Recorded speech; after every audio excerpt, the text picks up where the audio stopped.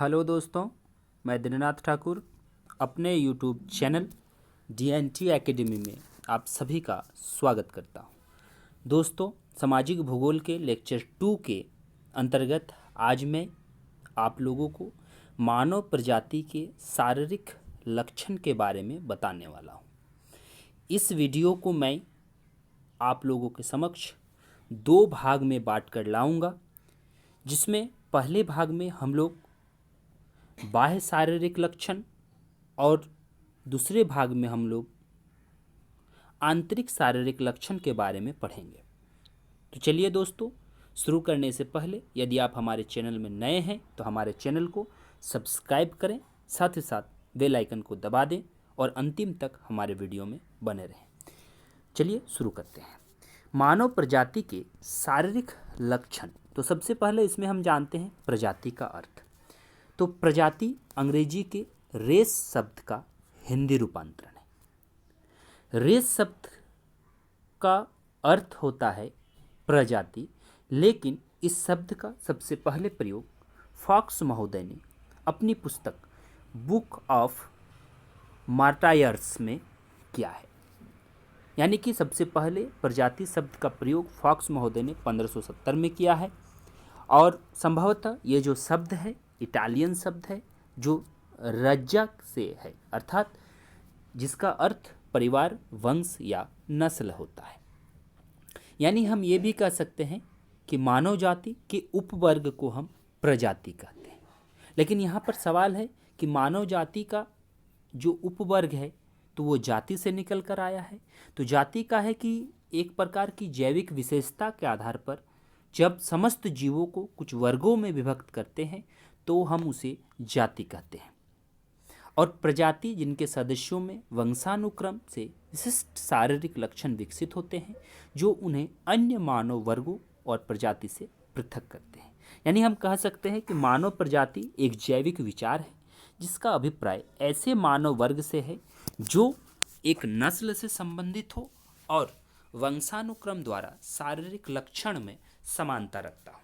यानी ये वंश के आधार पर हमारी प्रजाति होती है, उनकी शारीरिक लक्षण के आधार पर हमारी प्रजातियों का बनावट होता है। कोवर महोदय ने प्रजाति की परिभाषा स्पष्ट तरीके से दी है। उन्होंने कहा कि प्रजाति एक मायने में जैविक संकल्पना है। यह आनुवांशिकता, नस्ल या जनांकिक लक्षण अथवा उपजाति द्वारा संगठित एक समूह है। ये कोवर महोदय की परिभाषा है। उन्होंने स्पष्ट रूप से जैविक संकल्पना की बात की है। साथ ही साथ उन्होंने कोवर महोदय ने प्रजाति मान्य सामाजिक सांस्कृतिक विचारधारा नहीं है। ध्यान दीजिए कि प्रजाति एक जैविक संकल्पना है, न कि सामाजिक सांस्कृतिक विचारधारा। इसी संदर्भ में ग्रिफिथ टेलर महोदय ने बहुत ही महत्वपूर्ण परिभाषा दी है। उन्होंने कहा कि मानव प्रजाति नस्ल को स्पष्ट करती है, न कि सभ्यता को। हम समझ सकते हैं कि एक सभ्यता को मानव प्रजाति स्पष्ट नहीं करती है, बल्कि एक नस्ल है मानव प्रजाति, न कि सभ्यता है। तब यहाँ पर सबसे महत्वपूर्ण बात सभ्यता की आती है। तो सभ्यता जो है कोई भी संप्रदाय की विकास की शुरुआती अवस्था होती है, जबकि नस्ल जो है एक जीव विशेष पर होती है।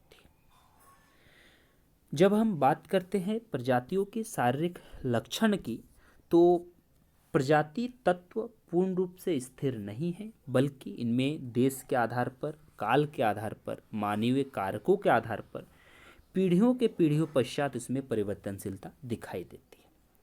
और मानव जाति की उद्भव और विकास काफ़ी जटिल प्रक्रिया है। प्रजातियों के उद्भव के विषय में मनुष्य का जो ज्ञान अभी भी अधूरा माना जाता है, और जितने भी विद्वान हुए वो सभी एकमत भी नहीं है। संसार के विभिन्न भागों में पाए जाने वाले मानव प्रजाति की जो शारीरिक लक्षण होती है, उसमें अंतर दिखाई देता है। ये पूर्ण रूप से स्थिर नहीं होती है, बल्कि देश और काल के आधार पर इनकी परिवर्तन इसमें दिखाई देती है। कोबर ने तो अंत प्रजातीय विवाह, प्राकृतिक चयन और प्राकृतिक पर्यावरण को ऐसे तथ्य माने हैं जिसमें प्रजातीय गुण प्रभावित होता है। और तो और प्रजातिक लक्षण को हम लोग क्या करते हैं, 2 भाग में बांटते हैं। पहला बाह्य शारीरिक लक्षण और दूसरा जो है आंतरिक शारीरिक लक्षण।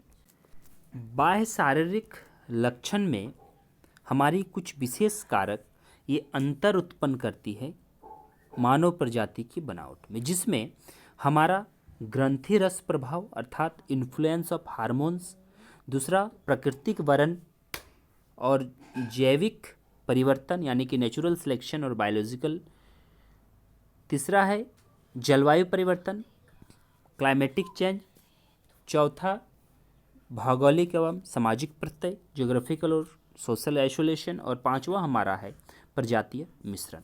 ये सभी जो प्रभाव हैं मानव प्रजाति की बाह्य संरचना को प्रभावित करती है, जिससे मानव प्रजाति की बाह्य शारीरिक बनावट तैयार होती है। बाह्य शारीरिक बनावट में सबसे महत्वपूर्ण और सबसे पहला जो है वो है त्वचा का रंग। देखिए, जब भी हम किसी एग्ज़ाम्स में बात करते हैं प्रश्नों की, तो आपको सीधे तौर पर पूछ दिया जाएगा कि निम्न में से कौन से ऐसे हैं जिसमें बाह्य शारीरिक जो संरचना है वो शामिल है। तो त्वचा का रंग हमारा पहला है, जिसमें से हम लोग बात करते हैं कि 3 भाग में त्वचा का रंग है।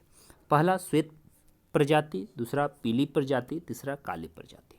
श्वेत प्रजाति जिसे हम काकेसाइड प्रजाति कहते हैं, मंगोलाइड में पीली त्वचा पाई जाती है और काली प्रजाति निग्रोइड में पाई जाती है।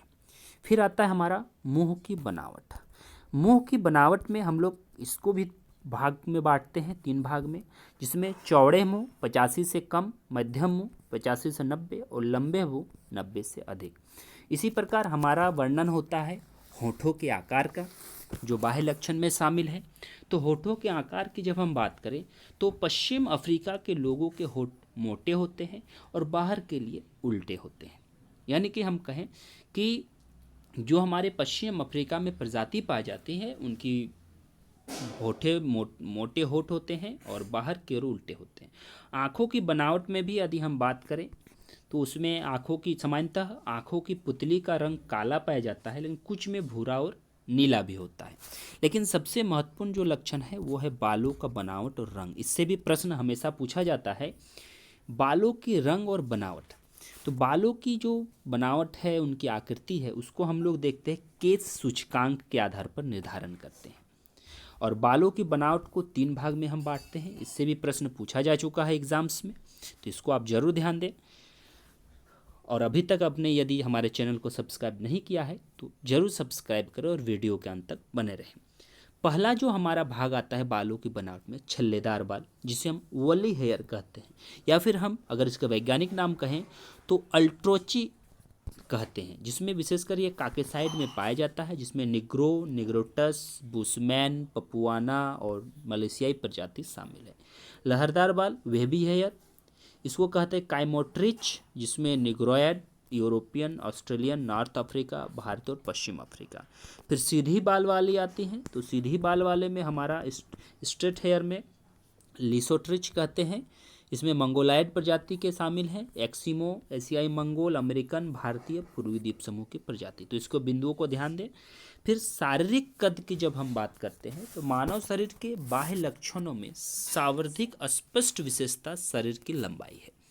और शरीर की लंबाई जो हमारा है वो पैतृक गुण, अवस्था, स्वास्थ्य, भोजन आदि के साथ जलवायु का प्रभाव पड़ता है, जिसमें आयु और लिंग के अनुसार अलग अलग शरीर का बनावट होता है। और औसत माना गया है मानव जाति का लंबाई 165 सेंटीमीटर तक होती है।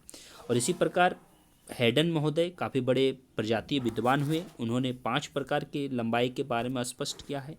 पहला है बहुत छोटा कद 146 सेंटीमीटर से कम, छोटा कद 146 से 156 सेंटीमीटर, लंबा कद 165 से 169 सेंटीमीटर। उसके बाद हमारा है बहुत लंबा कद 169 सेंटीमीटर से अधिक। तो ये सभी बिंदुवार हमारा जो है चर्चा है बाह्य शारीरिक लक्षण की। तो दोस्तों, यदि आपको हमारा ये वीडियो अच्छा लगा है तो हमारे वीडियो को सब्सक्राइब करें, लाइक करें, शेयर करें और कमेंट भी करें, ताकि इसके अगले वीडियो में आप लोगों के लिए मैं सही कर सकूं। तो चलिए अगले वीडियो में फिर मिलते हैं सामाजिक भूगोल की लेक्चर 2 के पार्ट 2 के अंतर्गत, जिससे हम लोग चर्चा करेंगे बाह्य शारीरिक बनावट के बाद आंतरिक शारीरिक बनावट एवं उनके लक्षण। धन्यवाद।